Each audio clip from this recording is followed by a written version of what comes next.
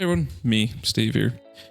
Today is going to be the very in-depth team tournament event I just went to, the Tennessee Elite Open TEO. Where my team, the Mongooses, went 3-1-1, so 3 wins, 1 loss, 1 tie, which is quite respectable for essentially just at least me, a bunch of people I didn't really know, didn't really practice too much and all that jazz. And then I'm also going to get into some of the more maybe the issues with the event, which is kind of what this little image is referencing. We'll get to that round 2. Overall, we're going to go over every match, my team, their lists. I'm going to the pairings and all that jazz. I'll explain to you my thought process, how I did in those games, maybe my mistakes or what I did really well, and all the decisions I made. So it's going to be quite in depth. I'm going to have timestamps for every round. So if that's what you want to see, just go to the bottom. See him there. But before we get into it, I gotta do the normal stuff. Please like, comment, share, subscribe. These type of videos before just even the tournament themselves, because it was a long drive. It was like 10 hours both ways, close to 11 for me. I drove with my friend Dustin. He's the one who won the event, by the way. With these videos and everything, to make them take a long time. So if you could do any of that stuff, it helps a lot. For extra things that's going on, I now started uploading my coaching sessions to the membership section. So if you want to see those, you can just sign up for that. It's quite cheap, I think. I don't really know how much it costs. I didn't really set it up. I just kind of pressed the button. But if you want to see that, you can do that. They're all kind of individualized and specific to what the person wants. So just because you see how one is done, maybe a different one will be different. Or you can even sign up for coaching personally. That's in the Discord, and the information's in the Discord. And if you want to do that, there you go. Thank you, and we're getting into it now. All right, this was, like I said, the Tennessee Elite Open. Oops, 1 second. Tennessee Elite Open. So there was no undefeated, which is kind of cool. We got 4th. Like I said, it was pretty cool. Like I said, it was like a group of 5 guys who were actually teammates, who were actually the Midnight Mongooses. And then me and the people I know came and joined up in them. We had a good time. The team itself had pretty good synergy, and it was just a fun group of guys the whole weekend. I quite enjoyed it. So yeah, Pro Tabletop won. That was my friend Dustin's team. Southern Hostilities got 2nd. That was my other friends, Bryce, Garrett, Mark Perry, and then Georgia Warwich got 3rd, and then us, and then down we go. I think there was about 26 teams. There's a lot of people in 26 times 8, 200 people or something. Some other thing, when we get to the game, the tournament itself was quite well run. The head judge guy, the guy running the event, was amazing. Everything was spaced out very well. Like itself, the event was run amazingly. It's just those rules itself were very weird, and I did not like them. So I wanted to bring that out. All right, this is our team, the Midnight Mongooses. This is a cute little mongoose dude. We had Blake on Hearthband, Votan. He was the captain technically. I did all the pairings and all that stuff, but he was the actual captain. He did all the liaison stuff. Then we had Doug. He was playing the Companions Knights. Jake was playing a Champions of Faith Sisters list, a very normal 30 sacrosanct type list. Like I said, I'll have all the lists after this. But his role, actually, I'll talk to him specifically when we get to him. We had Jason playing Blades of Ultramarines. Not surprising there. Jonathan was playing Montcalm Tau. Sean was playing Coterie Empress Children. Me, Steve, was playing Spectral Spite. And then Tim was playing Star Shatter. All right, so Blake is a very normal Hearthband very normal Hearthband list. So he's got Iron Champion with, like, I think it's like +2 wounds enhancements. Hall with the AOC enhancement. Uthar. Warriors, 10 warriors. Capric Carriers. 2 Sagittars with the las cannons. 12 Thunderkin, 2 3s and a 6 with grab cannons. A single Earthtraker squad with a 36-inch gun. 20 Hearthguard. 1 Land Fortress. 10 5-5. Sorry. 1 Land Fortress, Magna Rail, and 1 squad of 10 Jaegers. Like I said, I don't know all these lists exactly, so I just want to get the list out, but I'm not going to talk too much in depth unless I had a specific thing planned for them. Specifically for Blake, he was kind of an agnostic role. A lot of times we tried to get him good pairings, and that worked a lot, but he's kind of just there just to play whatever. He wasn't there just like pin anyone or anything, so he just chilled. Doug playing a Questarian Companion Knight list, an Atropos, a Lancer with the Sustain 2 in melee enhancement, 2 Paladins, one of which had the reroll hits against shooting enhancement, Helvrun and a Warglaive. Doug only plays 2 armies. It was this or Space Marines and Archangels specifically. So we had him play Knights, and he was just there. Like, there was nothing specifically planned for Doug. Jake, Champions of Faith. This one was kind of one of our most important players. 3 Hospitallers, Junith, Morven, Paul, Celestine, 10 Battle Sisters, 2 Immolators, a Rhino, 30 Sacrosants, 10 Dominions. They had Meltas, 1 squad of Paragons, and 2 Melta Retributors. So Jake, the plan was he was be our first defender. He would usually take a heavy board like 7 or 8. So he's there to, because this list can play against pretty much anything that can't just one shot 30 seconds in 1 turn. So, you know, in almost every matchup we placed him down first. It worked well. His job was to score between 6 and 12 points against most armies. He did great at that. Like I said, it's not always we placed down Jake first. I think even round 1 we placed down me first. We'll get to that. Sometimes there was matchups where we had some weird matchups where some of the teammates didn't like it, like our matrix were pretty low, and Jake, with all his anti-tank, was quite good at some of those matchups. So sometimes we kept him back. And then Jason playing Blades of Ultramar, Captain Sicarius, Combi Lieutenant, Algar, 5 normal intercessors, an ATV because he's at 60 points left over, 3 Redemptors of the Plasma, 2 Vindicators, 1 Scout, and 2x6 Vetrix Guard. So the idea with him is you're playing the skewy Vetrix Guard with Redemptors, but only having 12 Vetrix Guard means you can open yourself up to run Vindicators and thus play into most armies. Be a very table agnostic bully, just attack into anyone and do well there, instead of playing like a normal 18 Vetrix Guard trying anti-melee people. That was the idea with Jason's list. And then Jonathan, Moncatao, Shadow Sun, Enforcer Commander. I'm pretty sure that's the OC enhancement. 20, if that's wrong, someone can correct me. 20 Breachers, 2 Delphish. This is what I'll say. I like this a lot. The Breachers have kind of fallen out of favor recently, surprisingly to me. But my boy brought them, and he did really good this weekend. He's really good.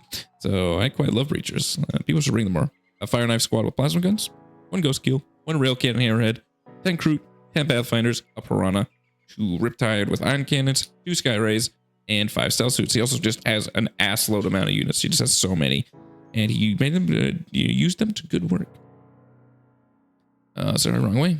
Sean playing the most cut and paste skew coterie list of 3 Demon Princes with the Auto 6 enhancement, 3 Lord Exaltants, 2 Lord Cacophonants, 3 Infractors, 1 Tormentor, 2 Rhinos, 3 Noise Marines. This is just the I don't care about anything AC, I'm just here to murder people, and he did quite well with it. This is, I still think, pretty much the best way you can play EC.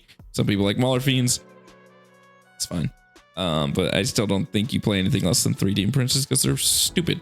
They're ridiculous. And that day sheet is fundamentally unbounceable.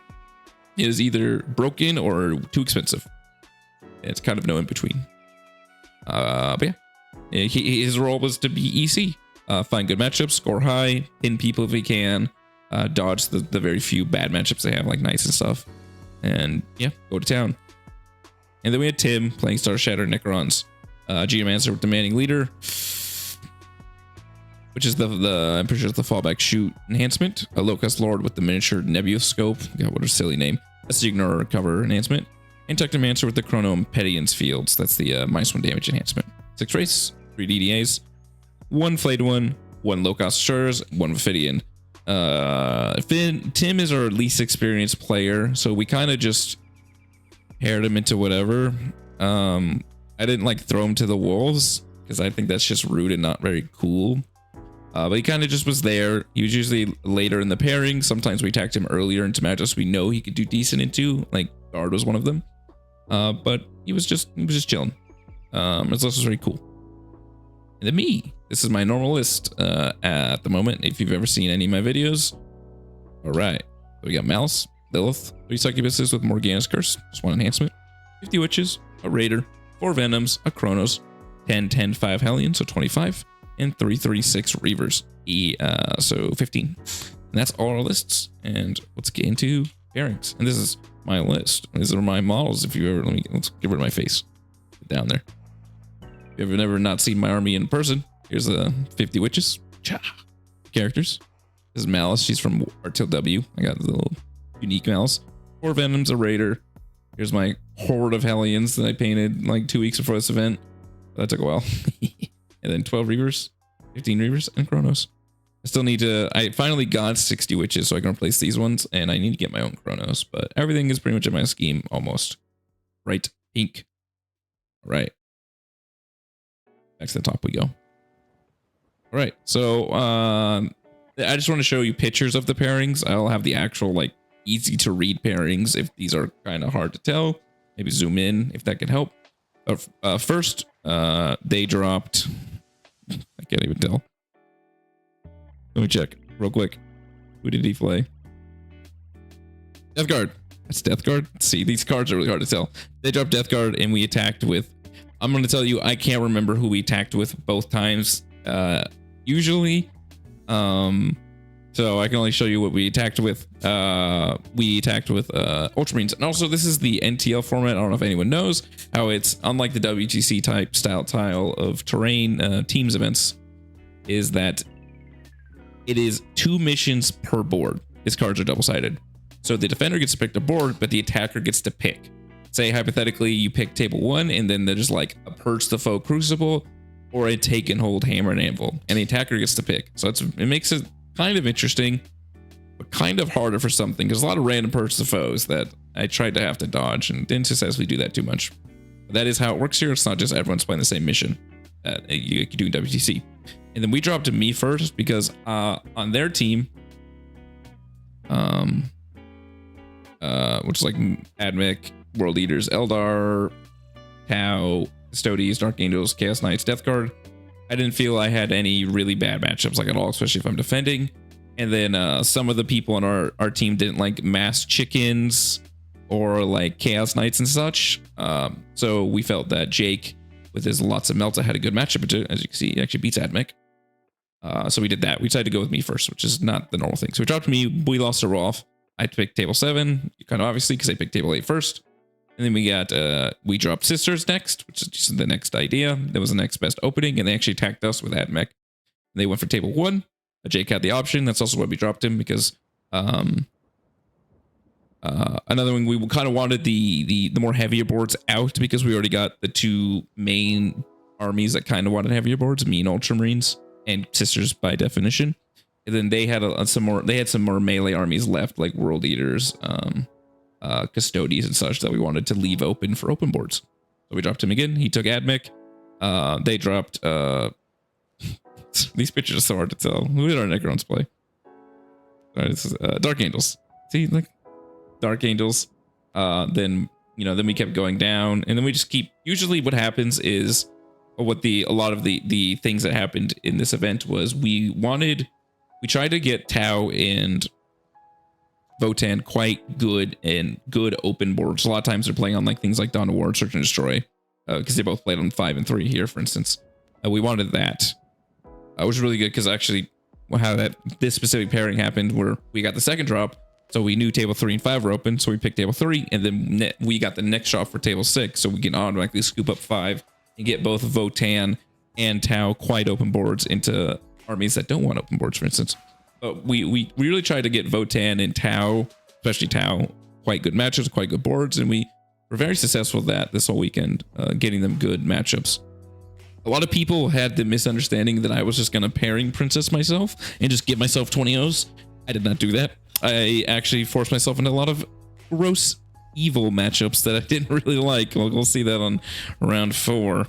Because I think that's just a really stupid way to do pairings. I think it's bad. It works in 5s kind of, because if you get 120-0, you kind of almost certainly win the round if everyone else scores okay. And I don't really just like throwing people away to get shit on, so I can feel better about myself. I'll feel better about myself anyways by just beating whoever. But getting armies that can actively do super amazing on those boards is quite more impressive. And then their Tau fought our EC, and then the last one I can't really tell. So yeah. So Jake played I'm just gonna call them by their armies. Our Sisters played their Admech, small win. It was World Eaters. Doug, the Imperial Knights played the World Eaters, tied. Votan, as we see, on Eldar on like, was he table 3 or 5? They played on table 3. Eldar hates super open boards. Votan with Hecatons and teleporting Terminators quite loves it. He annihilated them 20-0. Tau played Custodes and got a small win. Tim got beat up by Dark Angels. We expected that. I played Chaos Knights, and I've said this many times. I think Chaos Knights is one of the most favored matchups you can play as Spectral Spite. And as we'll see in a couple seconds, I beat him up. And then Jason played on the Space Marines. The Ultramarines played against Death Guard and got a pretty decent win. All right, my first round was Troy playing Infernal Lance. He had 2 Despoilers, he had no enhancements. 2 Despoilers, a Night Rampager, a Tyrant, 2 Carnivores, and 3x6 Nurglings, so 9 of them. This is the game. As you see, 20-0, 96-29. This was on Linchpin. Yeah, I picked, I don't know what the other option was, but they were both, I think it was Supply Drop. If Supply Drop on Linchpin, he definitely didn't want to play Supply Drop. So he picked Linchpin. As you can see, he didn't score any primary, though. I kind of just stole it from him after turn 3. But I'll get into the game. It's just like you see, the game was kind of over by turn 2 or 3. I'd killed most of the stuff by turn 3, and then he was kind of dead. There's another game. The me going first reigns supreme. So here's our deployment. So this is a normal table. This is kind of what I'm talking about, changing the runes. On a normal table 7, this is a big rune. This is a big rune, and the middle part's a small rune, and that part is about 4 inches wide, so it fits exactly 100 mil, nothing bigger. But they played this whole middle to this part as a small rune, like a 4x6 type of rune that anyone could walk by. So this like super heavily buffs like fast tank armies. They just get to run through this with no effort. It's very weird, and I did not like that. But I did want to get that out and kind of show you that the train was kind of changed. So how our deployment was, this is a very normal table 7 deployment for me. I measure everything so he can't like move, because he has a Rampager here, Tyrant here. Obviously, I do have to double drop a lot of his Titans, but I still finish dropping after him. Got a Spoiler here, Rampager here, Tyrant here, and his other Spoiler, I think, is right there. Yeah, it's right there. So there's all his Knights. Let's move my face. And then he infiltrates his Nurglings. 3-man, 6-man. And then I do, because I feel Reavers are quite important in this matchup for stealing OC, randomly charging things later in the game. I want to keep them safe. So you'll see I keep these guys back quite a lot during the game, but I have my 6-man. This Venom, that's the least painted one, is the one that doesn't have the character in it throughout the whole event. So I guess that makes it a little easier for you guys to tell in the pictures. But here's my non-character Venom, my little 6-man Reavers. And the rest of my armies right here. Like I have some witches right here. Here's my Venom in the Venom spot, some witches right in front to intercept, do turn 1 things. My little Hellions right here to do Hellion things turn 1, some more witches. 3-man Reaver, 6-man Reaver, Venom and Venom. Everything's just bunched up right there because that's what you kind of have to do on 7. Like I said, I pretty much measured it where he'd have to be up here to even shoot me on turn 1, which was impossible. When he deployed this here, he could not come up. He didn't have advanced to shoot or anything. He couldn't come up and shoot me and see anything here turn 1. So I was pretty safe here. So I go first. And I just stage very little bit. I see in this spot here that he can't, there's no way for him to see me. So I just place Malice here just to get some movement on her. I kept Malice on the board all 5 games, by the way. She doesn't go in transport ever. Well, deployment wise. So I put Malice here just to put a little, the Vector up. And then just some witches hang out with her. You need to protect her from getting charged or something and counter charge in turn. But I mostly just leave a lot of my army here. Like I keep my Reavers back here. I just bring the normal thing I like to do is put 5 witches on an objective with a Venom. If I think they're going to walk on the objective, that means a Carnivore can't just walk on the objective and steal it from Venom. And if he kills the Venom, I have 10 witches worth here. So this objective is quite safe.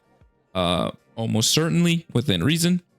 My Hellions go out with some witches. They kill all the Nurglings, which is very good. And then he's right here blocking him, ready to do things like challenge Met. So he moves up. He moves a Carnivore up, charges the Venom and the witches, just focuses on killing the witches. Don't think he focuses on killing the Carnivore. I think it's after combat. So maybe 4. So whatever. This Venom dies quite soon after. And he moves his Carnivore up. And then I move and I challenge Met his Carnivore. And I kill it. Or I bring it down to 1 wound. I can't remember. Either way, I think I bring it down to like 1 wound. So that's really good for me. That means now his I think I do kill it because my witches don't die, or the Hellions don't die, because, you know, if I brought him down to 1 wound, he'd probably just kill me, or most of them. So I bring it down, you know, I kill him on his own turn, which is really good for me. That's kind of like the issue. Like he has like no real counterplay versus this. He just has to eat a challenge event no matter what. It's really bad. He did not want to bring his big knights out. Like the Rampager is just a Rampager, so if it goes to the middle board, it's probably just gonna die. So he didn't really want to move them. He was a bit too passive with them. I think turn 1 is the best time to bring a Rampager out because I can't rapid ingress until after it's gonna charge me, so it's not as bad. Yes, he does all those things. And then we'll get into my turn. So you see the Carnivore's dead. I don't bring a lot in. I bring my 6-man Reavers up here to be protected from shooting, because I'm going to get this thing in combat. And it's going to have to fall back or it's going to die. I just bring a lot of things over to kill the Carnivore. Like I bring 6 Reavers. I bring a Succubus squad, some witches and stuff over here.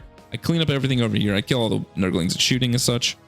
But I still don't need to move the rest of my army, because it's the, like I've said many times, it's the benefit of Spectral Spite, is I'm perpetually interacting with all his objectives while just staying here. I don't need to do anything, because they're all within pretty much walking distance, let alone charging distance. Yeah, and I just send a Malice, you know, the 5 Hellions and 5 Witches, and I do like 24 damage to this knight or something. I just fucking delete it, because I roll +1 attack and strength, so my 5 Hellions do like 20 damage by themselves, and the Malice and the Witches do some amount of damage. It's really good. Is this the last? Oh, sorry, this is the next image. So then he moves up. I definitely kill it. I remember. Yeah, I kill it. So he moves up. The Rampager, he's got to come out to try and deal with this side over here. He just moves out some models to get some shots. His little Rampager dies. He kills all the things over here, obviously. And I rapid ingress my Hellions here. This is definitely like right after my movement, I think. Because Lilith's out. I must have like forgot to take pictures during his turn. But I rapid ingress here. This comes here to fight some stuff. And I think he just kills the Chronos, and some amount of the Reavers or something. He doesn't kill everything. He's just chilling here. But then I rapid ingress my boys. And then here's the last picture, because it's pretty much the game ends. Luckily for him, this thing is T12. It's a cheater. T12 is evil. But I clean up the Reaver, the Rampager with very little effort. I just move things out. Like I charged his Tyrant with Lilith. Oh, there's my, where are they? My sneaky little witches that stole his objective. By his turn 3. So he lost a sticky, he had nothing back there. That's why I only got 3 primary points, sadly. But yeah, so I sent some Hellions, some Lilith. This is do most of the damage to this. I don't one-shot it. He brings his spoiler in to shoot stuff, charge stuff, and then by the turn 4, I had killed both of them. And that's the end of the game. That's kind of just what happens against AS Knights if you're not playing on an incredibly bad board. They have all the issues, all the things you get to capitalize on. They have not like low OC, but OC 10 is only OC 10 against the OC 10 to 12 army. You get to out OC them. They're all characters. They all have relatively low saves, only 3-ups. And worst of all, they can't overwatch. So you just get to run around them with no issues. So that was a very handy win for me.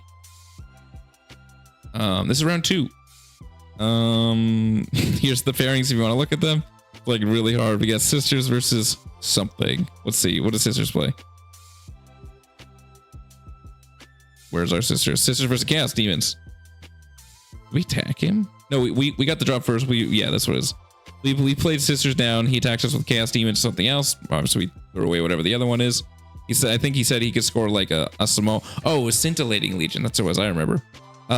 So he's never played against Scintillating Legion before, I think he said, or it was a very, very low amount of times. So he didn't have much experience to do this, so he got a low score. So he didn't really know that it was quite a bad matchup for him. And then we just placed down our Necrons. No, sorry. Oh, okay. The card they dropped guard first. That's what it is. I'm like these cards are in the weird order. Yeah, we're on the other side as well. And we just attacked Necrons as something else into him. He's playing a very normal Grizzle Company list. Tim is like, this is one of the only armies I've had experience with recently is guard, and I'm like, sounds good. Just go for like a low loss, like something between a 6 and a 9 if you can. That would be great. Shouldn't be that hard because you can just hide and such. I don't remember what the score was. I think he did okay, as much as I expected. And then we dropped Space Marines next. I'm pretty sure. Is Jason playing Sisters?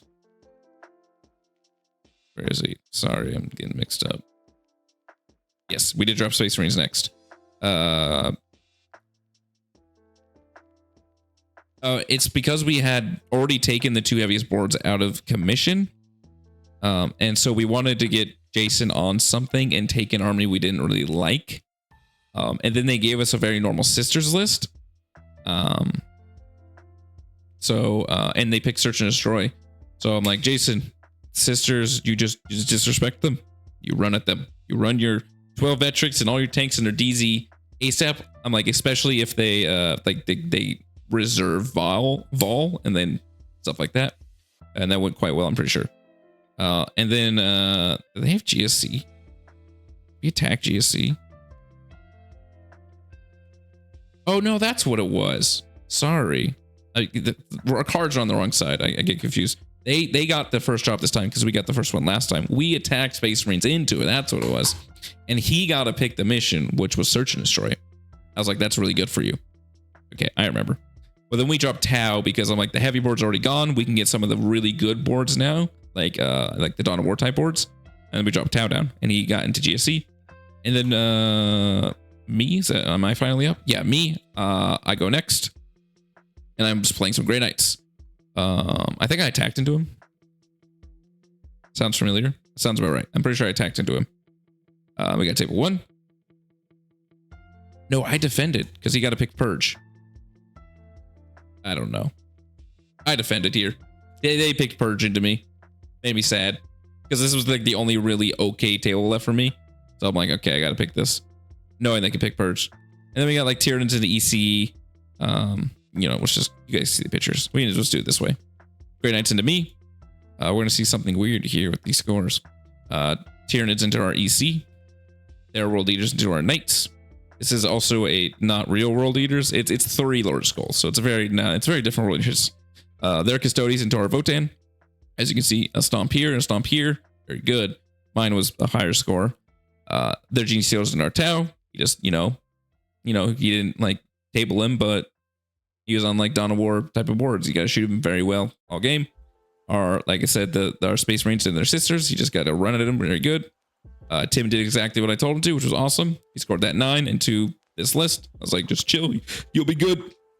And then the only like odd one out was Jake got beat up by Scintillating Legion just due to inexperience. He didn't really know. It's not his fault. Scintillating Legion is quite good, and if you don't know what Scintillating Legion, if you're not quite experienced with Scintillating Legion, it makes perfect sense. And Scintillating Legion is quite good at killing Sisters, as we figured out during the game. So me, I'm playing as Jonathan, playing the Silvertide list, Warp being Grey Knights. Got a Librarian with, I think this is like +3 OC once per game. It's like whatever. Bro, 30x5 strikes, 30x5 interceptors, 1 squad of purgations with silencers, 1 squad of purgations with side cannons, 2 squads of 10 purifiers with melee weapons, 1 squad of 10 purifiers with silencers, and 1 Razorback with a last cannon. All right, guys, I'm re-recording this section afterwards because I didn't really like how it went. So I want to talk about the difference in scores I got. Well, I actually got an 18, even though the actual score was 16. Let's say that 16. I was handed. This is where also the thumbnail comes into play. Sorry. That thumbnail. Let's get back to the video. I was handed a yellow card this round for something I thought was not very cool. I don't want to get too deep into it because I don't want, you know, anyone to be villainized or anything else, but essentially it's hard not to laugh because the situation's so ridiculous. A judge did not think I was rolling in the box. That was apparently a rule at the event, and he had thought he adequately warned me 3 times. I did not even really comprehend what he was saying the first 2 times. To me, he was too far away. I didn't really even know he's a judge because judges weren't properly labeled at this event. They wore little baseball jerseys instead of very bright shirts like GW does. So I didn't really even know he was a judge. I didn't really know what he was saying, but essentially he in his mind warned me adequately twice, and then aggressively gave me a yellow card and took 10 points away from me. which, sorry, this is the wrong pairings. I don't know. We didn't go all the way back. Let's go back to the Grey Knights, which took 2 points away from me. And also the rule at this event was if you get a yellow card, you can't get awards. So I did earn best Drukhari. I had the best score, but I wasn't allowed to get it. That was very disheartening because that wasn't really explained to me. I thought the whole situation was honestly ridiculous, and it gave me the biggest bad taste in my mouth of almost any event I've been to, except like honestly, like, you know, like cheating and stuff. The event itself was very well run, quite good. Everything about it, like they even gave free pizza to people, free water. It was nice. They had some nice vendors. They had a really nice used vendor section. I got 10 Witches and Incubi from it. And the head guy, his name's Frank. Sorry if it's not. It was great. Very charismatic, fun person. But that judge experience gave me the worst taste in my mouth of like any event I've ever been to. And I would on surface come back to this event, like due to how it's run. But the judging experience would make me not. I would probably honestly not go back. It did make me want to leave the event right there. And if it was a singles event, I would have left. But I don't. That was that. I will say I don't think it was vindictive. I think it was just miscommunication. I think this certain individual thought he honestly warned me, and to him, I probably was just being a dickhead to him. Like that was probably the idea he got. Like I said, I don't honestly believe he was being vindictive and a terrible person or anything, but that doesn't change that what happened really. I didn't like that. But that's it. That's the only complaining. Not complaining. I tried to keep it low to the ground. I had to re-record this section. Yeah, let's get to the game now. Like I said, Jonathan, but this is Warpaint. He went first. Look at me. I'm going second. Crazy. You see, I scored quite well. There's also Purse to Foe. I love playing Purse to Foe. We're playing Purse to Foe all the time. We're gonna see next round. Spoiler, it's gonna be Purse to Foe again. Purse to Foe for life here. But so this is also another point. Sorry. I want to get back to this. So this score, I had a lot of people itself, not just against me personally, had the misunderstanding and misidea that this army can't score very high differential points. It's because in singles, I don't need to. It doesn't matter. I need to win by 1. That's all I care about. So I'll never do secondaries. It doesn't matter. I'll just throw all my cards away just to get a better board state. But I can score secondaries. I can get high diff with no effort, really. And this kind of shows it. 2 games in a row. An 18-2 on Purse of Foe, which is obviously very against me, versus an army that can kill a bunch of T3 bodies very well. But there you go. So there's the score, and we'll get to the game. Here's the deployment. This is a very standard Dawn of War type, not Dawn of War, Table 1 deployment. This is after Scouts, by the way, but it's still deployment. Table 1 type of deployment. I just put some stuff like some witches on the line. Here's my Reavers and the Raider where they usually go. Some little backup 3-man Raiders. Here's the Hellions ready to come out here if they need to. The little Venom without the Succubus ready to stay on the objective. Since this is a Hammer and Anvil, this spot's really good to hide in because you can hide like 5 witches behind the spot very easily. Some more witches over here. My backdoor Reavers. My screening witches. A Venom over here because I can't turn one, shoot it. And then I put some stuff over here like Malice is somewhere over. I don't know where Malice is. She might be over here or something. She's somewhere. Maybe she's right here. I don't know. She put somewhere here. And Cronus is up here. Stuff like that. Maybe another Venom is right over here too. Then he just deployed, as a Grey Knights do, his army in the back. He's got like some dudes here, some dudes here, some dudes here, and a little car with some guys. All right. So I go first, right? No, he goes first. What he does is he draws a card for his Strike Marines. He draws Area Denial and Extend. So he's like, I have to send a unit in. So I'm like, okay, so he sends 5 Strike Marines here. And this is me moving. So I send them witches all the way up here to either charge in to help or just block a bunch of stuff. I send in my Hellions here to fight those guys. And then I send up a normal Venom up here as I usually do, because this is relative. You can deploy your whole squad here and they're really hard to shoot. You'd have to be like over here to shoot you. These are very normal things I do on table 1. And then I put my little Reaver defense here with the Raider poked right here so it can disembark really far. Actually, the Raider's back here. I put a Venom right there. Same thing, because I wasn't really expecting to send Lilith out. Anyways, I keep some Reavers back. I screen my backfield. These got adjusted before, but they ran back here to screen my backfield. And I put the little Venom there, like I said.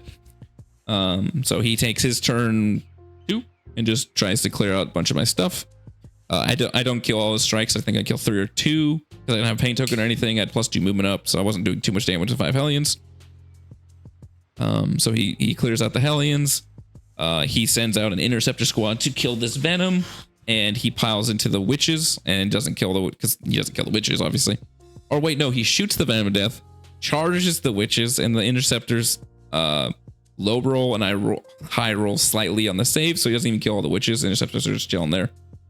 And then he just brings some random, yeah, he brought these little like purgation dudes to go shoot these guys. He has a lot of dudes in the sky still. Like here's a little interceptor squad ready to fire and fade. He doesn't kill all my witches, so I have one little witch here, and I have the rest of my army chilling. And this is where I send out a bunch of my people. Not a lot. I still have so many people hanging out, but I send out a big Reaver squad. I send out this one actually, not the one behind the wall. Or maybe they traded spots. That probably sounds more realistic. I send the Reavers out here to potentially mortal wound all the strike variants over here. Maybe kill his purgation squad, because he has got Crow right here too. I was like, maybe I can deal with Crow. Maybe not. If Crow's back there, maybe it's the same turn to kill Crow. I just go send out some people like the Kronos, a Venom with some Succubus to go murder this interceptor squad. Do not kill it all. Yep, do not kill it all. And then just oh, I sent out this Venom is here because I sent out a Succubus to go charge these guys. They got Overwatch. Oh, that's what it was. Crow came down, Overwatched them to death. And then this Venom was just chilling. I was expecting that. I kind of want a Crow back there, just so he's in the back doing nothing. I'm fine with just my naked 90-point Succubus squad being Overwatched to death. That's fine by me. It's whatever. And I just deal with this crap. He has to come down and I skipped a turn. Sorry. So eventually what happens is the next turn is I rapid some Hellions. It must be this one. So he probably came down. Oh, I came down to the middle where he couldn't fight me, and I dived his middle field. Like he had this librarian doing sabotage. If you saw the failed sabotage, they killed him with I think guns plus a grenade, which is pretty cool. And like he had all his armies here. He's terrified, deservedly, because like his whole army's here. It's getting dived by a bunch of Hellions. He has no defense as Grey Knights. This is the turn 2. I bring the next turn. I bring the Lilith out to dive his Purifier squad. I move it where they're only like over here. He had 9 Purifiers here, 1 over here, so I can charge here behind the wall and be safe and not overwatchable. That's very good. I clean up all this with with like my 6-man Reaver, my Kronos and stuff. My 3-man Kronos has come out here, and by this point he has like a 5-man here, 5-man here, 5-man here. And his last 10-man Purifier coming to try and clean up, but he's fully tabled. Essentially, he's going to be fully tabled in 2 seconds, except for like 1 model, which of course I have to leave alive so I can get Percival. And I have not lost a lot. I lost like 1.5 Hellion squad, some amount of witches, some amount of vehicles, and really not a lot. You see, I have a full Venom here. All my Reavers here, another half squad of Reavers here, my random Raider here, little squad, which beat everyone up and then took some amount of damage and still lived, and then a bunch of Hellions. This was, yeah, just me murdering all the Grey Knights. But we had a great fun game. Like I said, he was a great guy. Little plug for my friend Garrett, who was at this event. We're going to see him in a couple minutes. Mr. Objective Secured Grey Knights guy. This guy was apparently a fan of Garrett, and I introduced them. They said, "What's up?" And go say hi to my friend Garrett. He'll teach you, talking about your cool Silver Tideless. Yeah, it was a good little fun thing at the end. All right, round 3. Who's this against? I don't remember. This is against XPZ. All right, so they did something I didn't fully expect, but not too uncommon, is I dropped Vanguard Nids first. I'm like, see, this is another thing where I'm like, I'm not baby pairing myself, as we saw earlier last round, where I played fucking Percival by choice. And I'm like, I have quite a decent matchup in the Vanguard Nids. You know, it's his Dale choice and all that crap, and that's not going to be fun. But I'll make do, make it work for other people, because we have a lot of people who are quite scared of Vanguard Nids, things like Votan. I don't remember exactly, but it'll say like hypothetically Nick runs Votan, Tau potentially. A lot of these armies don't want to deal with that. Sisters, especially sisters. So I'm like, okay, I'll beat them up. We'll fight them. He'll probably take me. And then he picks 4, which 4 is the worst map, period, that isn't 3 or 5. And 4 has some bad missions. It's either Purge the Foe in Crucible or Search and Destroy, whatever. Search and Destroy is hypothetically good, not against Vanguard Nids. Because Vanguard Nids, it's like a 50% loss condition. If you go second against Vanguard Nids or Destroy, they're going to turn around and charge you with 30 Gene Stealers, unless you're deployed literally back in this corner, and then they probably still can. And then you're not doing anything. So I'm like, I can't pick that in good faith.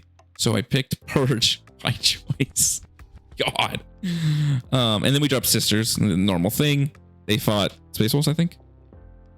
Where's our Sisters? Yes, Space Wolves. We had the next first drop. We dropped Ultramarines. Like, we can get you a really good board. We can chill. We can do good. Because they fill all the heavy boards out. And then they drop Grey Knights. And we send Votann into them because the Hearthband has a great matchup into Votann. You can beat him up. The Votann, the Grey Knights will struggle really hard to kill something like a Land Fortress. That's the idea. Next, we dropped Tau. And they came at us with Chaos Knights and something else. And then they dropped... Who did EC play? Sorry, let me check real quick. Death Guard. It's not hard to tell. Like, that doesn't look like Death Guard to me. Death Guard. I'm like, okay, this is a normal matchup. Just go duke him out. You're probably going to tie. Just go tie. And there you go. And last round is we just had our last final 2 guys out. So we just had Necrons and Knights. Didn't really have a plan for them, but we had Knights opening up on a super open board. We're like, that's very good. We can get them on there. And then, like I said, we don't really have too much of a plan for Tim. He was just there to play whoever, really. So he got to play Tau. All right. And there was some goofies. I think it was this game. Maybe it was a game after that. But first we have like our John playing Tau. He's playing an anti-tank army. What board is he playing on? Board 1. He's playing a super anti-tank, super fast army. And he 20 with the Chaos Knights. No surprise there. Jonathan's my boy. He did very good. I think I got like 2nd or 3rd best overall because he kept getting very high scores because I paired him like a god. Go me. And go John for scoring me. And then Jake into Space Wolves. This was one of the armies that can kill 30 Sacrosands, and that's what happened. Jake kind of got ran over as much as possible. I think he's like, I'll just take whatever matchup. I think a lot of the armies here didn't want to play into a space. It's like a normal Space Wolves list. I think what Michael Mann played to California Cup, very similar to that. He's like, I'll take it. I could probably score like a 7 or 8. Obviously he didn't score as much as that, but he kind of took the bullet, which is, very respectable of Jake. And then Tim got beat up by Tau. I think what happened, maybe they're playing Linchpin. It was this or the next match where, I think it was this one, where the player had like a shit ton of SMS, and the only thing Tim left on his home field was the Geomancer, and he got anti-Lust, which was very sad. They couldn't score his home field anymore. So that was very unfortunate. And then, that's it. It was Orcs. He got into Orcs. It was Green Tide on Dawn of War, by the way. Army that can't kill Knights. Yeah, and Doug got 19-1. Very good. Proud of you, Doug. And then Sean just played into a very normal Victorum list. They're quite durable into his army, so he kind of just chilled around. Got 10. Jason got wrecked by Admech, sadly. On table 7, there's a lot of... Because people think table 7 is super melee favored, and it can be. But, like, the L's on table 7... Let's roll. Sorry, scroll back really quickly. Here's my table 7. Is hiding here is actually, you're pretty much fully visible here unless you're fully in the terrain. It's actually not that hideable. So he kind of got all his tanks blown up by Vanquishers, which was very unfortunate. Sad. And then Blake got a 15-5, exactly essentially what he said he was going to get. He was going to get a decent win into Grey Knights, and I love you, Blake. All right, this is my round 3. Little Lictor guy. Vanguard, Onslaught, Nids. Quite normal list, just not as much Raveners as normal, but he has slightly more shooting. 3 Broodlords, one of which has a redeploy. 5 Hyper-Adapted Raveners, a Neuro-Tyrant, 30 Gargoyles, a Biovore, 30 Gene Stealers, 2 Neurolectors, so no Normal Electors, no Death Leaper, 2 Triumphx with Rupture Cannons, 6 Zone Thropes. Here's a score. Speaking of this score, it was actually 1 diff point because he got kill more this turn. Because his Tyrant effect exploded on the last turn. So it was very, like, 1% away, or yeah, about 99.9% of the way toward a 4-6 or 14-6, which is I think is amazing on Percival. But I got 13 because of funny explosion, and he got kill more out of it. Because also like by the time like it was turn 5, he had like just 2 Tyrant effects left and like 1 unit. So there was like no way for me to get kill more because he'd killed like 2 units on his turn. He went first. Because of me, I'm going like second more often than first this time. It's crazy. It's the first time ever. My 90% go first rate is ending.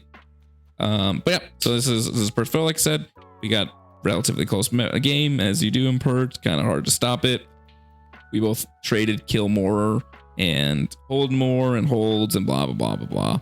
But I focus on doing a lot of secondaries. Like, you know, I can't really do Locust on turn 1, but then I did Overruling Force. Turn 2, I got Display Might and Recover Assets. And then I got No Prisoners and Bring It Down. I think I kept it and scored it in his turn. Maybe that's why I scored it like that. Or I just scored it incorrectly, weirdly. Or no, I kept it. That's what it was. That was annoying. Because it was, we'll talk about it, but it was a Neuro Tyrant who could not die. And he eventually was at like 1 wound. I'm like, fine, I'll keep it. Then I got Tempting Target. And then last turn I scored good secondaries. This is deployment. Gale Force sucks. It's so bad. Like, you look at my army. Look how much models I have. He physically can hide it. Because we even talked about it. He's like, I can turn 1 Deep Strike my Zoanthropes and shoot these Hellions. I'm like, I know. There's whatever. There's nothing I can do about it. I'm like, at worst, Zoanthropes, it's like 350 points or something for a Zoanthrope Neuro Tyrant. It's like 170 points for the Hellions. They're not going to kill all 10 of them. That's fine. Sacrifice trade-off for me. But this is after my redeploy. Like, I deployed my Venom here and blah, blah, blah. This is my redeploy. So after my redeploy, put my Hellions here.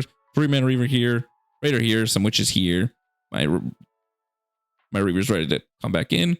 More Reavers here. These here. Because, you know, I'm playing against an army that can turn 1 charge you with 30 Gene Stealers. I need to not be deployed on the line. But I need to have units that I'm willing to sacrifice. Like, I don't care about the Raider dying. I just care about the contents dying. So that's fine with me. And off we go. So turn 1. This is, I think, into my turn 1. This is after my turn 1. Sorry, but he deploys it. Literally what happened. Zoanthropes here. Boom. Shoot me in. I send, he kills like 6 or 7 Hellions. I send the Hellions plus Reavers in. Kill most of his Zoanthropes. Like 4 of them, but leave them alive. Malice just runs over here because she's fucking useless in the matchup. Oh, we haven't even got to how she's been completely useless this whole tournament. You know, I played a Teleport's Gun round 2. No use for Malice. And then game 1, I played against Chaos Knights. I sent her in and did 3 morals, and then she got shot to death because there's no use for Vex in those matchups. Here, she had no use except I guess I can stop or make the Overwatch cost 2 CP on this Flamer guy because I want to deal with them. So I had to send her here because she was like back here or something. So like, this is the only spot she could. She was out in the open. And then he sent 10 Gene Stealers here with the Broodlord. Killed this, which is fine by me. I expected that. And then in turn, I sent the Succubus squad that died, that disembarked, the Witches, and the Chronos, and killed all of them. And I'm like, that's great shade for me. Alrighty. And he just moves up his army. He keeps 20 Gene Stealers back. I'm like, that's good. I don't want to have to deal with him sending. If he had to send all of them at me, I'd be quite annoyed, except to send my whole army to kill them. I did not want to have to do that. I was fine. Lilith being able to chill in a Raider for another turn. So this is the next turn. He sent more people at me. Like he said, he takes his objective with all his rupture effects. He like stands on the midfield. He puts some, you know, his rupture effects here. I just have to chill over here. I don't send anything yet. But what I do, because this is after his turn and into my turn, I get to rapid ingress my Hellions right here. Because they had a bunch of, like the Gargoyles. He put his Raveners over here. I'm like, I want to kill all that stuff. Deal with it. Steal his home field if I can. Which, as you can see, I got Hellions over here. Very cool. As you can see, so I send more Reavers over here. Another squad of 6 Reavers. I kill all the Zoanthropes and bring this guy down like 2 wounds.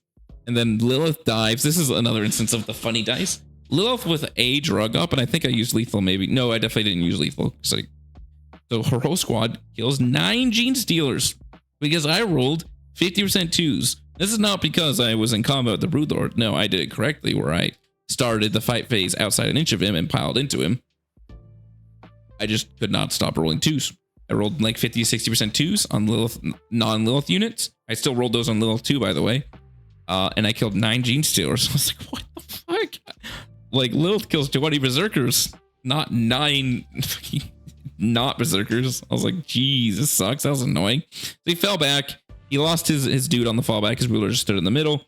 And then he had no way of actually dealing with Lilith because he had to send his Gene Stealers up here to kill my Hellions and such. So Lilith was quite safe.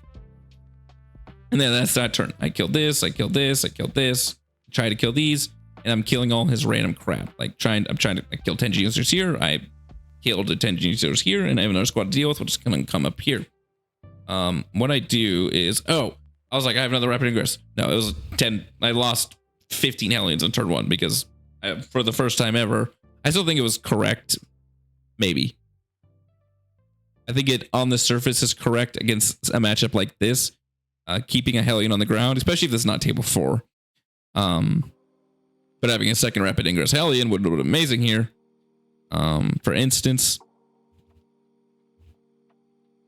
But he also shadows me around this time, so these Hellions couldn't do. He was scared of them charging me stuff. They got bow shocked. I actually failed bow shock, I think, on everything except like one unit. It's like 6, 6, 6, 6, 6, 6, 6, 6, 6, 6, 6, 6. And Lilith even failed too. But we'll get into the next. This is like the final turn, which kind of happened. I skipped a whole turn. What happens is I clean up these Gene Stealers. I kill them all. I killed all the. I have Lilith multi-charge both Gargoyle Squad because she lived that turn. Kills all but like 2 of them, and they fall back on his objective. I still have all this crap here. So he sends his 10 Genesters this way to try and take his objective, and then I had the turn before disembarked my Morgana's Curse right here, and she challenged Mets, kills like 8 of the Gene Stealers, and so his plan is futile. And this is her too. She runs back down. And then I just take away this point for the rest of the game. Here's just a random Succubus just chilling. I think this is a Succubus that died on turn 1. She like stood here, like ran over here and ran over here. It's kind of funny. Just chilling. And Lilith, her squad eventually died, but she's right here. She had killed the last 2 gargoyles and the Biovore and just took the back home field. That was quite good for me. Even though it's Purge, and it doesn't really matter because he has 2 Tyrannexes in the middle. I can't kill both of them. And that's really it. And this is like turn 4. On his turn 5, he like kills a witch, kills a Succubus, kills a couple things. So I can't get kill more. I can tie him, which is what I did. He killed 2 units. I killed this Neurolictor and something else, and the Tyrannifex, and the Tyrannifex exploded and killed the Succubus and something else, and he got kill more. And that was it. That was the one diff point. But that's the game against a luckily a Tyranid list without a bunch of Raveners. I don't have to deal with that as much. But even on a really terrible board, I still had a lot of things left over. Like I had a Venom here, a Venom here. Which squad, Reavers, Raider, Succubus, they had a lot of crap left over. He just had 1 Tyrannifex by the end of the game. That I just, it was useless. It did nothing this whole game. Just tempted to shoot a dude once in a while. But yeah, that's about it. Oh, Malice also, he shot her and she passed both 4-ups and she charged him, did like 6 mortals. That was kind of cool. That's how eventually I killed him. Because Malice started it by doing 6 to 9 mortals. But yeah, that's the game. That is the first day of game 2. We tied because, like I said, we had a not the first not win, but we had the upper end of tie. We were 2 points away from a win. It's kind of sad. We were watching Jake get beat up by Space Wolves at the end because his last game is still going, and yeah, it was running dry for him. He couldn't get those last 2 points, which is, anyone else could have got 2 points. Like if I didn't lose that 1 point to the funny explosion, if these people who did not as high scored more, even Blake got a 16 or Sean got an 11, we would have won. But alas, it is a team event. Just because Jake didn't get 6 doesn't mean anything. I lost the point myself, which sucks. But we all did great. Like I said, drawing isn't the best. It's obviously better than losing, but getting the upper end of a draw is always, it does feel better because you did win from a certain point of view, from an actual direct point of view. You got more wins than them. So go us. All right. This is against Mark Perry's team, the Southern Hostilities. I knew what they were gonna do. They dropped Mark first. And they thought I was gonna drop first because they, like I said, like some people wrongly assumed I was baby pairing myself. And we'll see by this round I did not I did not do that. Oh, fuck. I'm sorry, was my picture in the way? It was not. Okay, cool. We dropped Sisters as per normal, and they gave us Drukhari, which should have been a pretty decent matchup because he's playing a different Drukhari list. He has Scourges, only 30 Witches, no 10-man Lilith because he has only Venoms, only 20 Hellions. So I'm like, you'll be pretty good into this. And then we sent EC and something else into Mark's Orcs. And he took EC, which is great for us. So we're like, this army can outpace the Orcs or keep on pace. Orcs can't just jerk off and dive you because they will get tabled by Noise Marines and Demon Princes if they do that. So it's a very touchy-feely game. I'm like, go for a tie, maybe a small win. And then sisters, same thing here. I'm like, you can easily win or small tie him. Spectacle Spite is amazing to sisters, but his list not specifically compared to mine as much. And then next pairings we dropped Tau because I'm like, some of the more heavy open boards are gone because we took table 3 first, and then we took table 4. Something if table 4 was like you get to pick the board, so you can take table 4 into the Drukhari, which in my opinion felt really good for him. So we had we dropped Tau. We're like, we're gonna give you an open board. You're gonna try and get a high score as you've been doing because you're the man. And then they dropped Space Marines, Ultramarines on their board choice. Or wait, did I drop second? Table 1. Did we play Purge? Sorry, 1 second. No, Scorcher. Okay, that's what it was. I was like, what? Yeah, they dropped Ultramarines, and I'm like, okay, I'm one of the best, one of the better armies into Ultramarines than this. I can almost certainly get no lower than like a 7 to an 8. I will do my best, and I ate a bullet, and this Ultramarines I'll get to is not a normal Ultramarines. God, this shit sucked. God, but I did that for the good team. They picked table 1, which I'm like, that's fine. I got to, Scorched Earth is fine. It was that or Purge, so I didn't have an option what mission I was playing on. And then round 5, we dropped Votan. And they gave us, who did they give us? Who did our Votan play? World Leaders. It was that or something else. I have no clue how this game went. I just know he got beat up. I do not remember. I didn't really talk to him about this game. I think some goofy things happened because Blake has scored well in every other matchup. And then, like I said, this was just like whatever. I just threw Tim at Bryce. I had nothing going on for Tim at this thing. I'm like, just play, you'll be fine. Just AFK and score like 3 points. And then finally, the last 2 ones. What were the last 2 ones? It's hard to tell. Our Space Marines? Yeah, our Space Marines and our Knights.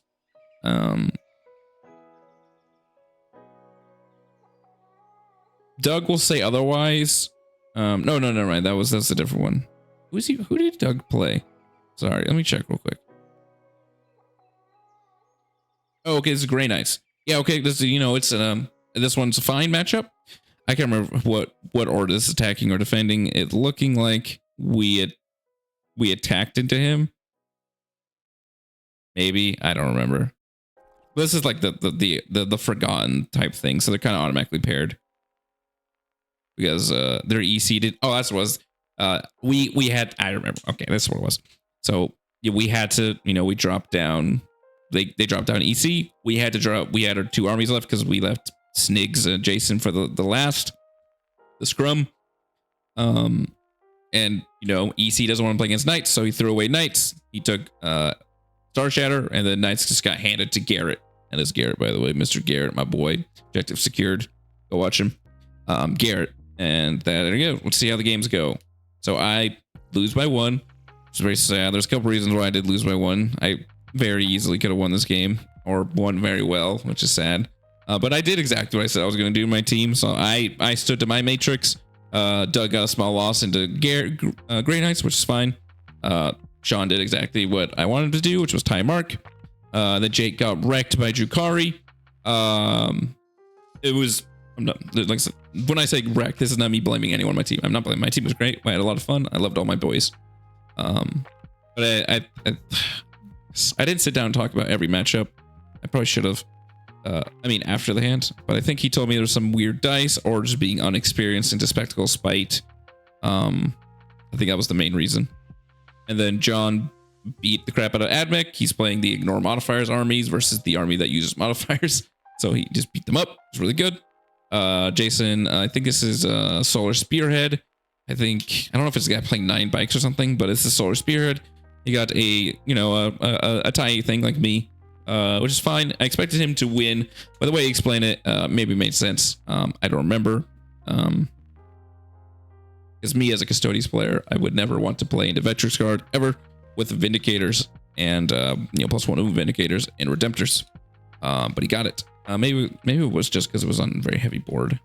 I know they played on 7 or 8. That's also what they were doing. As you see, they took all the open boards early. They were trying to leave like 7 and 8. That's also what we did. We're like, you probably should take this board 7 or 8 to the end. And then Tim got wrecked by EC, sadly. The Bryce is one of the best players at this whole event, period. So I'm not really surprised about there. Bryce is the man. And then Blake got run over by World Eaters. It was something he's like, I think he was talking about how he failed to kill like a chaos spawn with like half his army, and then that just tumbled off. I don't remember exactly. I don't want to speak for my boy here, but something like that. It was unexpected because, like I said, Blake scored amazing every other round, so just getting rolled over by World Eaters was very surprising. But obviously, we got beat up this round. Not really surprising because the guys got like they were 1 win away from first. They both tied for first. Same win-loss ratio. They tied each other, for instance.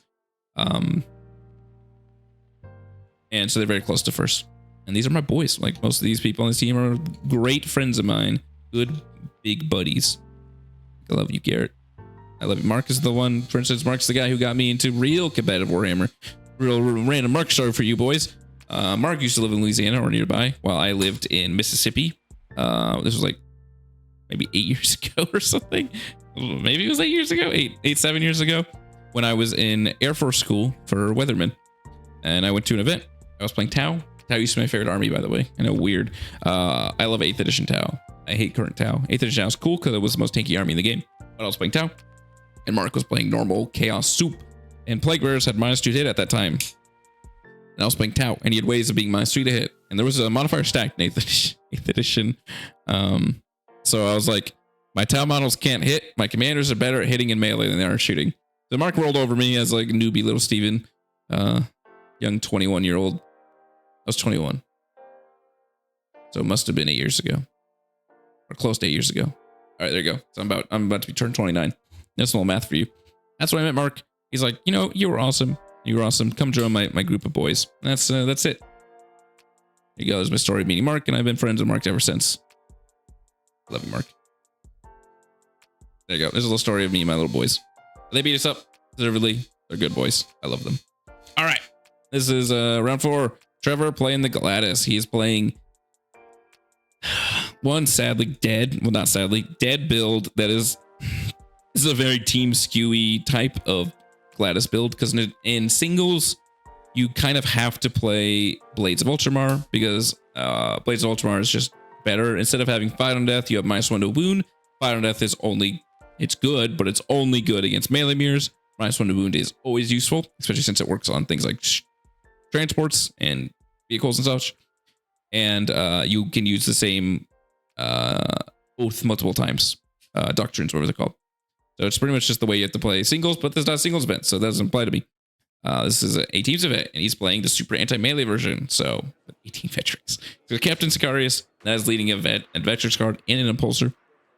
The 2-up save, 5-up feel no pain, Artificer, Armor, Gravis Captain, a Combi Lieutenant, Calgar, Real Adventures, 5 Intercessors, an Impulsor, 5 Assault Intercessors, 2 Ballistices, 1 squad of Scepters with Bolters, 1 squad of Scouts, and the 18 Veterans card.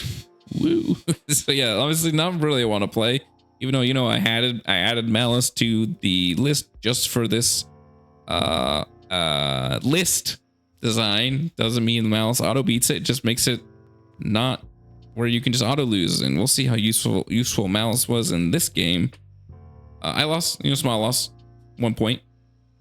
There was some bad instances on my part. So we'll talk about a big screw up I made is since the game was very not touchy feely, but push and go, like as we go. It was very stressful game, obviously. By around turn 3 or 4, I got the turn order. Definitely turn 3. I got the turn. Oh, I guess it was my turn 4. We got the turn orders mixed up. I was like, is it going to turn 4? He's like, yeah, it's turn 4. Me and whatever, I can't remember what we talked about, but I had forgotten I was going first. I thought I was going second. And so I played my turn 4 as if it was his turn 5. I was like, okay, I'm stopping all his primary. I'm doing all these plays to stop all his primary. I could probably win by 1 or tie and do stuff now, even though the whole game has not gone well due to funny stuff yet. And then we get to his turn and he's like turn 4 and I'm like, oh no. But I played the whole game as if it was his going into his turn 5 and I was going second so I could score more points later. It was the opposite. We're going into my turn 5 next turn. And he was going to get a whole extra turn to score, as you see by 20 here. I don't think I could have stopped the 20, maybe. And no, I factually could have. I would have gave him a 0 or 15 if I was not stupid. And I got the turn order correct. Yeah. That was just the game. I had some not great secondaries, like, you know, sabotage or course I couldn't do. Like I did my best in secondaries, so he outscored me a little bit. Like he had, you know, stuff like that. Like here's double 5s, 5-4, stuff like that. Like multiple 3s on my end. But like stuff like this, you know, I try to get 10s all around because that's what we do with Scorched Earth. One time I got a 5. That's kind of what happens when you're playing Drukhari and you can't stop them from running you over. They're just going to take your objective sometimes. And I did take objective once on turn 4. I dove his backfield stuff. I did a lot of cool plays, but it didn't work out all the time. So this is the things are about to flip because I essentially play on that side of the board for the rest of the game. This is my turn 1 movement. So imagine deploying just backwards. This is like a very normal turn 1. I talk about all the time. I put my Reavers here, put my Raider here, put a Venom here to be on the objective. Hard to shoot, but if you can shoot it, I get to disembark onto the objective and still score my primary. Very normal things I do here. I have my Reavers back here ready to come out. 3-man Reavers just chilling so I don't get shot in my Venom in its little Venom spot, ready to either disembark or be safe. And then here's the flippy. I think we skip his whole turn 1, to be fair. I'm sorry. So I'm gonna give the gist of what happens. I went first. He just brings his impulsor out and like disembarks his squad to maybe shoot something. One of my things, nothing. He just wanted to maybe bait me into getting close and react to moving back to the transport, stuff like that. I was like, that makes sense. Whatever, that's fine. So I obsessively move everything. I keep all my measuring sticks 9 inches away from Sicarius. This is Calgar, by the way. This guy gets ignored the whole game because I'm like, I need to kill these 2 guys. If I can collapse this side, this will be fine. I cannot deal with 18 Vetrix right now until I assassinate these. Then I'll be fine. Yeah, because you see, this is fucking turn 3. This is my rapid ingress. I send all my Reavers at Sicarius. I will, the first squad, I stay outside 9. I do 3 mortals only, which is a slightly roll. It's kind of sad.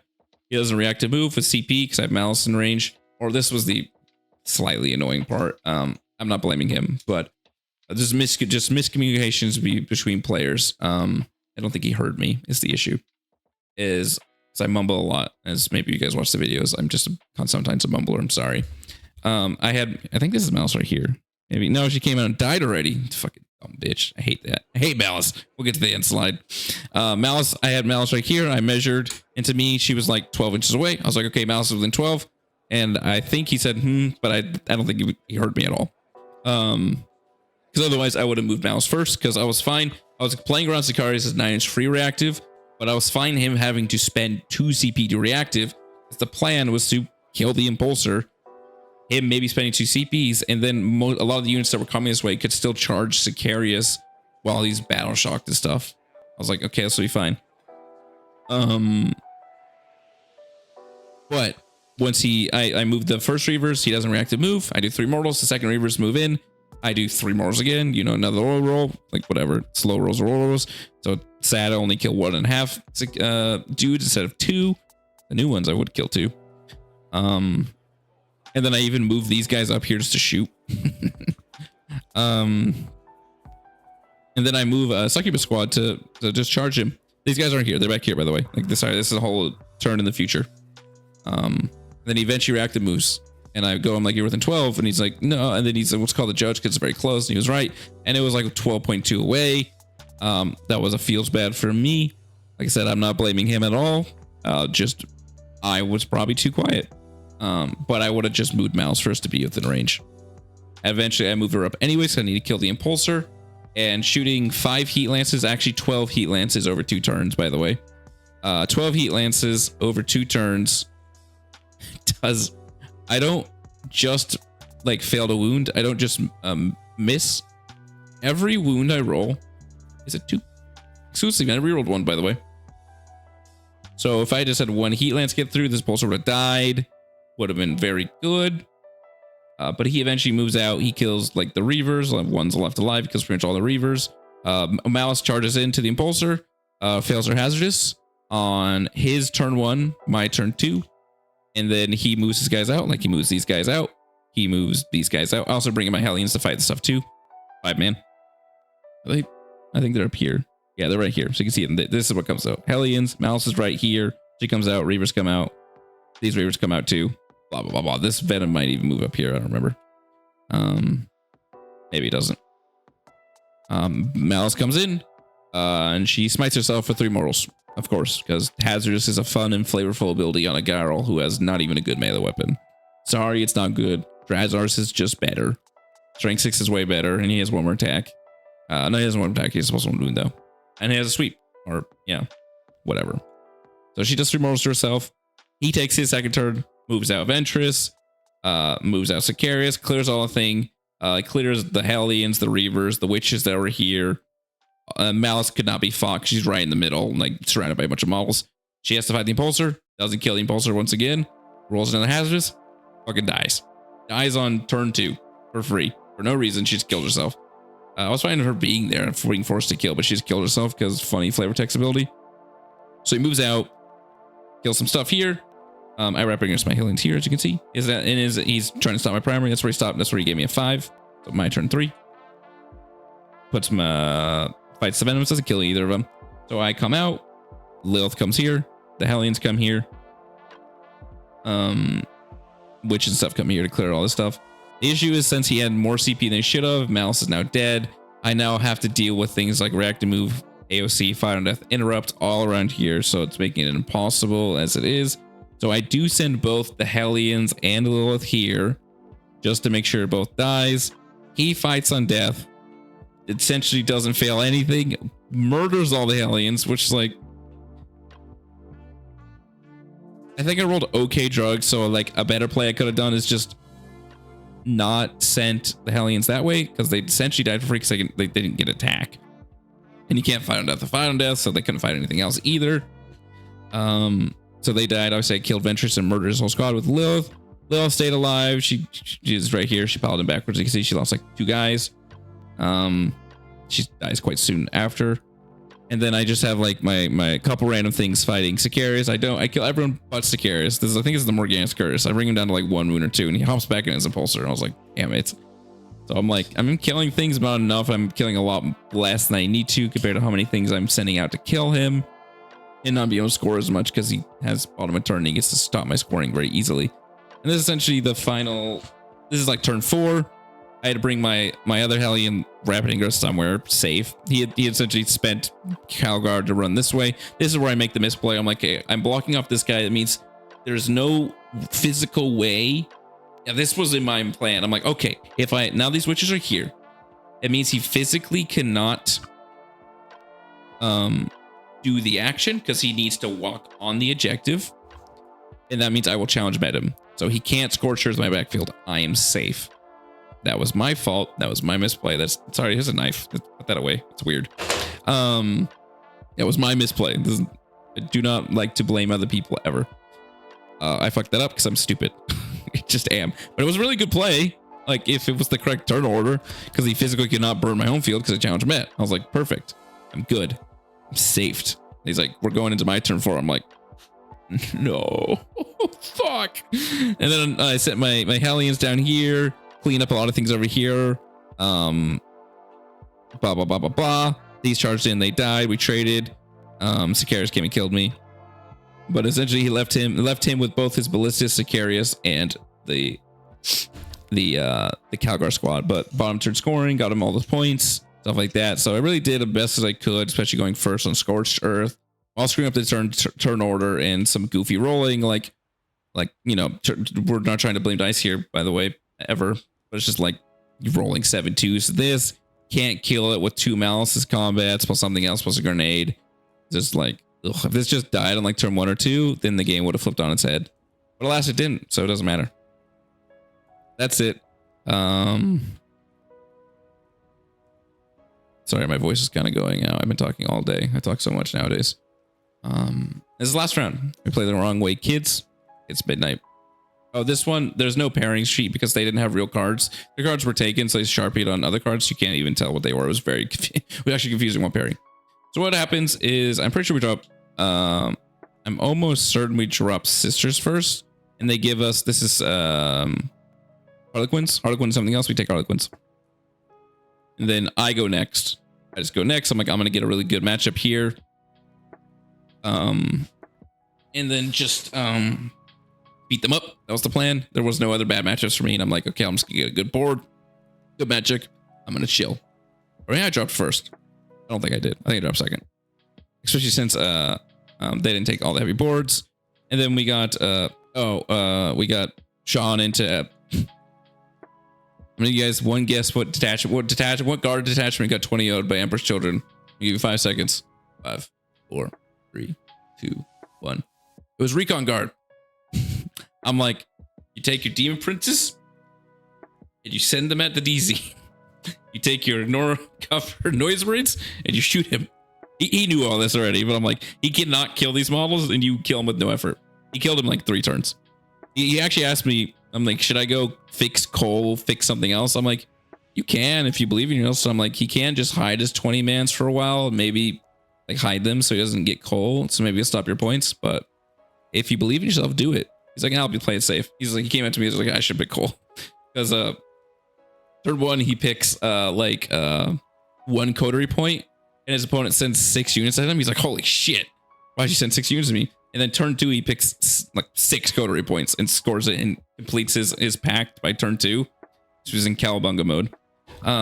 We'll get to that in a second. We had Blake fighting Awakened Dynasty, which, yeah, this army can kill 20 warriors quite easily, and he just smashed him into the dirt. We had Tau into, this is on Dawn of War. Tau into their Brandfast Oathband. It's just 3 hecatons. The gun robots with sustain 2 enhancement and this normal Votan stuff. The guy sent out his 3 land forts like on turn 1, and then John killed 2.5 of them and then tabled him on like turn 2 and 3. Jason played against Kroot. This is all a bunch of funny detachments. He's playing Kroot Hunting Pack. So I'm like, Jason, disrespect his army, just run at him. He's whatever, just do that. The only thing that could kill you is technically Kroot Rampager mortals can attempt to do damage. But is the obviously 2 Riptides and 2 Sky Wraiths he has that are normal Tau models without rules and attachment. So just don't get merged by those. You'll be fine. And that's what he did. And me, I played into Halo's Creators. We'll get to a second. 18-2. Was this Purge again? No way, this was Purge. Lynchman. Okay, never mind. And then Tim played into Rage Curse Onslaught. And I was like, just don't get 20'd. Just run away and hide. You'll be fine. Just get like 2 or 3 points. He got 5. Thank you, Tim. That's all I wanted. Because Tim was thrown to the dirt this matchup. Like every other one, I kind of like tried to fit it in because we tried to pair. Did we tack Tim a decent amount of times? The people rarely accepted it. That's why he kind of got thrown away at round 7, 8 all the time. This one, Tim was just thrown away. It was like I tried to pair other people around, which worked very well. 20, 20, 20, 18, 20, 18. We did very well. And then the one was here was Doug. Maybe this was my fault. I'll let you people decide. Is that this was against a Custodians list. It definitely had 3 Grav Tanks and 12 Terminators. It's 3 Grav Tanks and 12 Terminators. I gave him a Dawn of War map. So I'm like, this is super fair for you if you're playing Knights versus the army. Obviously, you have 3 Grav Tanks that can't handle being shot at. But the Grav Tanks apparently deleted Doug across the field, which makes sense. Maybe I was wrong in pairing that. But that one is the only one that surprised me. It didn't matter, obviously, when you have like 3 20s, 18, 16, doesn't matter what the rest of your team gets. And especially when they're getting like 7. Jake did great here. That's what, Jake's job is here to get 7 to 9 points, and he does that every round. Thank you, Jake, except the one. But yeah, that's it. This is a great round. We had a lot of fun this round. All right, this is Tyler playing Halo's Creed. This is a chicken version. He had Call. He had Marshall with a double Canticles enhancement for his unit. A Techno Archaeologist. That's the Node Deep Strike unit. 2 squads of Rangers. 1 squad of Vanguard. 1 Dune Rider Transports. What is that? 7 Last Cannon Battlestar A's with a 3-2-2. 2-2 Dragoons. Those are the Taser guys. We had 2 squads of the Praxis Sky Stalkers. Those are the Fire and Fade guys with the Bolters. Not Bolters, strength 3, but a lot of shots. 2 squads of Infiltrators. 1 squad of the Rust Stalkers. Alrighty, and this is an 18-2 on Linchpin. This is a very hearty win for me. As you can see by him scoring no primary. I just continuously never let him hold a single midfield objective, as you'll see. And I just focus on scoring and murdering him to death, as my army does. I'm secondary to get 40 secondary. Go me. This is, hey, it's table 7 again. I picked the stable. I think table 8 was picked or was being picked. So I was like, I'll take 7. 7's fine. Or I think it's because I didn't want to play in Crucible. I think I had the option of 8, but I'm like, I don't want to play in Crucible. So I'm going to pick 7 and just deal with 2 normal missions, which Crucible has 2 normal missions. Table 7 has 2 normal missions. I deployed pretty much the same way you deploy in Table 7. My hordes of army, I had to more aggressively figure out if he could shoot me, but he couldn't, which is good. He goes first. Here's Mouse down here. I think it's a fort. He goes first. Okay, so yeah. So what happens? His turn 1. Not a lot happens. We'll see. He moves these guys up. They go here because I want to show what happens. And then he takes his Skitarians and they move up. Move here. They charge the Hellions. I heroic with Malix. I wanted to kill the Skitarians turn 1. And he even piles in. Oh no, the Hellions react and move backwards. They go like 6. So he charges the Reavers. I heroic Malice right here. And then he piles into the Hellions. I don't actually kill all 5 of them. I only kill 4 of them with Malice and like 4 Hellions or something. It was really weird. Malice, of course, rolls Dev Wounds. That's pretty cool. So she does 3 damage to herself on my turn 0, by the way. We haven't taken my first turn yet. So that's cool. I kill 4 of the Sicarians with those things, which is fine. I definitely value them being dead on turn 1 and not just hiding in his DZ, ready to heroic me and battle shock me. So I'm very happy they were dead. So we'll go to my turn 1. Like I said, he sent out some robots here. I sent out a 6-man Reaver squad. The Hellions, because I'm doing things like ready to set up reactive moves. Challenge Mets, just trying to kill these guys. You know, jail them up. I stage up here with some with his bikes and some other things, and then he puts another Skitarian squad over here, and his other infiltrator squad. So I'm like, I want to kill that. So I sent my succubus at him. I definitely rolled drugs. I definitely rolled okay drugs. Maybe something like movement strength or something like that. So I killed just 1 chicken, bring 1 down to 3, bring 1 over here down to like 2 or something. These are both taser chickens, so they both survive. And that's my turn 1. Pretty good turn 1 for me. What did I score? Yeah, engaged, secure no man's land 2. So this was, I scored 1 million secured, so that was pretty good. And then turn 2, he just kind of moves up some more. He brings some chickens over here. He just moves around his taser boys over here. Like here's his 3-man. See, they move over here. He's got a little taser boy over here. And he moves like another squad over here. And this is my rapid ingress. So this is I take this after my turn, not his turn. What I do is I send some witches right here just to try and contest this or charge if I need to. I keep chilling over here. They just shoot Meltless down range. That's how I'd probably kill a guy or 2. And then I had rapid ingress my Hellions back here, and they're ready to go. Woo! And they kill everything that was over here.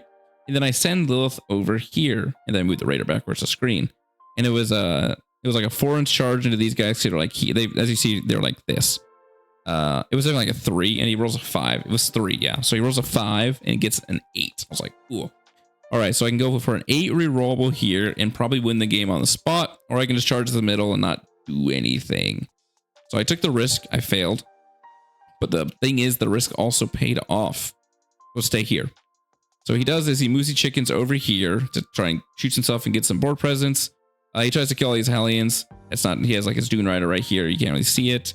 Full of dudes and some Rangers here. He has his chickens here. Obviously, goes to try and kill all the Hellions. And he brings some little Sky Stalkers here to go rapid fire and fade and go this way. And another squad doing the same thing. The issue is, since he had to move his Dragoons up, I got to challenge Lilith into them. Lilith actually kills, I think, both of them or one of them. Very good. I think it was both, which was really cool. And they also didn't die because they weren't shootable this turn. That was really bad for him. And this is me going into him. So Lilith, kills them, goes over here, ready to either charge these guys or take his home field. And then I actually wanted to fight his Ruststalkers, but he still, I guess he wanted to protect his home field more. So he reacted moves the Ruststalkers that are right here. The ones he ran away originally, they ran this way the next turn. Oh, that's what it was. He moved the Ruststalkers down here to fight the Hellions. I rolled like a 6 on my reactive move, or a 5. They're way too far to do anything, so I just dealt with shooting them. So I just chilled there. So, and then he moved them back here. So Lilith just beat the crap out of the Ruststalker instead, which I was very happy about. I was like, fine, you can have your home field. Focus on killing these guys. And then I brought my Hellions right here. Was it because I forgot about them? I'll be honest, I just deep struck them there. Oh, that's the issue. I forgot the turn order. I thought I could rapid ingress them again. But I was bottom of turn and it was turn 3. I had to deep strike them right there or they were going to die. So I just did. I was like, they have to go here. I think they actually made a 9-inch charge. I just went for a 9-inch charge. You know, I think they made it. It was kind of fun. And then I think it's a Morgana's Curse. I set this here to go deal with this crap. And that was essentially really the end of the game. You saw he didn't score a lot and I scored a crap ton. But eventually he sent this over here and I cleaned everything all up. Like these came in, killed this, and then they killed all this the next turn. Yeah, he had nothing left. The only thing he had left live was call his Rangers and Techno Archaeologist on turn 5. And that's where I rolled...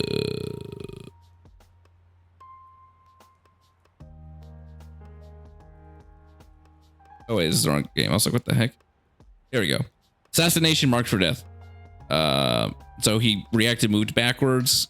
Like he just ran backwards, and then I had these models over here. They had to run over here, and so I hadn't rolled +1 BS yet, so I picked +1 BS. Just tried to shoot him, and I shot him to death. I didn't even think to melee him, and then I got both those things. Yeah, that was all 5 rounds. We're gonna get onto the section of maybe changes or adjustments, things like that. All right, and on to the last part now. Get to it. All right, here's my little funny image. All right, adjustments, changes, etc. Like after thoughts and stuff. First one, if it wasn't obvious. Oh, and what I didn't talk about. Sorry, why I brought this up. So you know, Malice took 3 mortal wounds in turn 1 before my first turn 1. She charged into this Dragoon and then killed herself. Took another mortal wounds and died. And it's like, yes, the chance of that happening is incredibly low, but the chance that it can happen in general is stupid. I hate flavor rules that make models worse. Like the easiest one is like Orcs being BS5, but like Malice having hazards for no reason, it's freaking stupid. It's infuriating and it's dumb. Like her weapon's not even good. It's strength 5.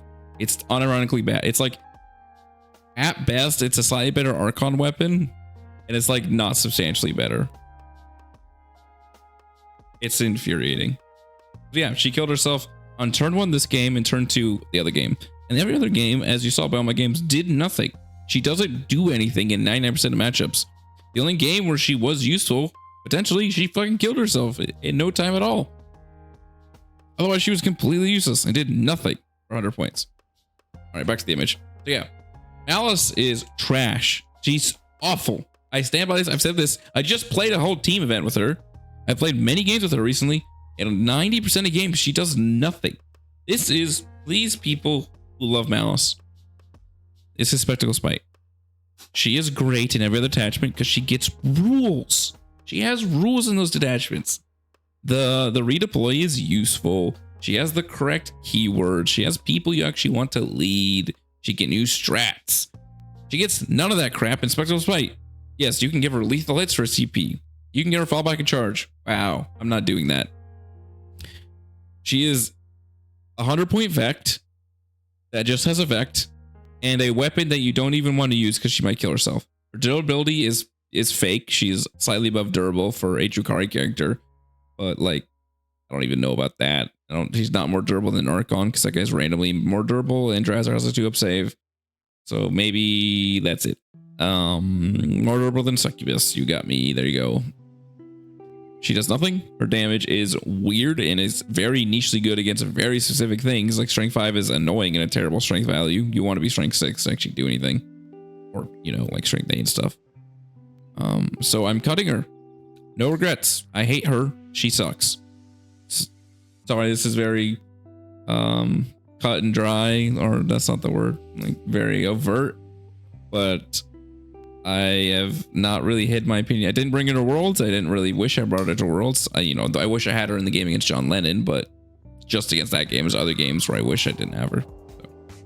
So, but I profusely dislike this character. In fact, I hate her. And like the only good thing she could do is like hopping in out of a venom. It's like a non-bow because the venom has to be empty. So if you even want to do that, you need to get out of your witches.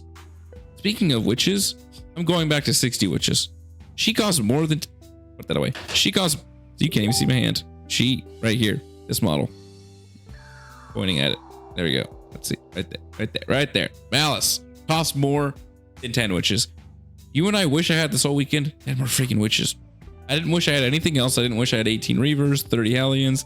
I didn't wish I had lead Malice. I wish I had 60 witches. I'm going back to that. Speaking of the next, I'm going to talk about some future things like Catan are tricky. They're incredibly overpowered. I'm sorry. I just played a coaching game with Blood Angels, and it's one of the most overpowered day sheets I've seen in a long time. It's actually insane. But they might be tricky. But the better thing for us, the more Catan they have, the easier. Sorry about that. I had to fix that.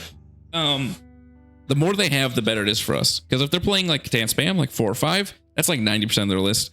Then they're playing something just like a very similar to Greater Demons that we can easily deal with. We're not gonna be able to kill the cans very well. Like Hellions can punch up. Succubus do. You can combine to kill them. Now the Seaver guy's on a freaking 40 mil, which is ridiculous. These guys also don't bracket, by the way, even though they have 16 wounds. Okay.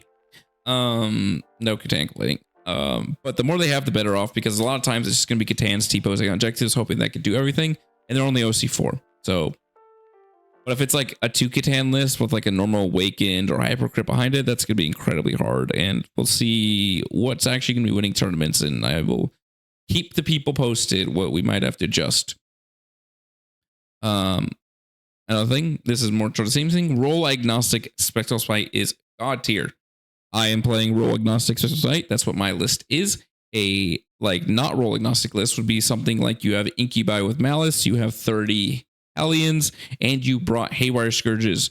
You have a dedicated role of defending, and you your opponent knows what you're really bad to. If you have Haywire Scourges, you're bad into anything without vehicles.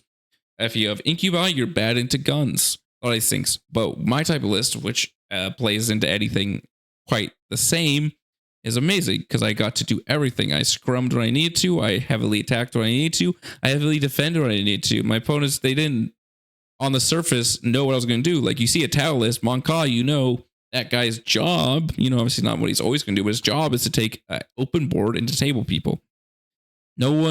People can't tell what your role is when you play this type of list. You can do everything and anything. It's amazing.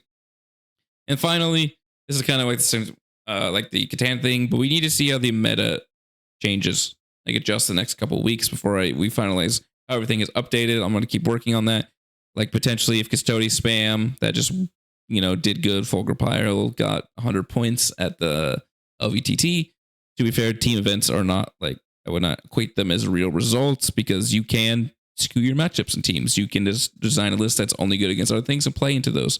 But singles is a lot different. But then it also, at the same time, speaking of that, won a singles event, playing almost the same list. The other guy had one less custodian and one more squad of prosecutors. Or witch seekers, whatever. One more squad of ladies. That, if it's like Land Raider spam with 30 custodian guard, I think that's almost impossible for us to beat within reason. We might unironically have to bring Haywire Scourges for that. But to be fair, Haywire Scourges don't work against custodian Land Raiders because they have a 5-up or 4-up Feel No Pain. So never mind on that. We'll just have to see. I'll have to see. I personally think the Custodians list auto loses to Catan spam. So it might just be a one weekend list. It might have been pretty good last weekend and kind of not playable now because they can't really kill the Catan. The Catan kill them at light speed, which is really bad. Same thing, Catan spam, like I said. Zinch, what happens to Zinch? And stuff like that. Zinch is heavily these are all like a lot of rock paper scissors. Custody guard spam will nay on Zinch with their 4 Feel No Pain Land Raiders, but then Catan spam might nay on custodian guard and then normal guard stuff. Like I've made my piece many times about Grizzled Company and such and how we're quite decent into it. I still test and never say that we just beat the crap out of it, but we're very good into it compared to most armies, which is great. that's it. This is my long little teams retrospective video. I had a lot of fun, except that one instance I talked about. I hope you guys enjoyed this. I hope this was very informative. I hope you guys, if you could like, comment, please share, subscribe the video, all that jazz, because especially this is a very informative type video. So if you have any like Drukhari or Spectral Spike or Melee friends, send them the video, and this hopefully will teach them some stuff. Send them my way. Because these, I'm saying the same piece at the beginning, but this does take an immense amount of time to make this stuff, and I'm really trying to do it all on my own. So if you could do any of that stuff, it would mean the world to me. Thank you guys, and you guys have been doing that. Thank you. But that's it. I hope you enjoyed the video. I hope you all have a great day, and I will see you quite soon because new video a day or two after this. All right, you have a great night.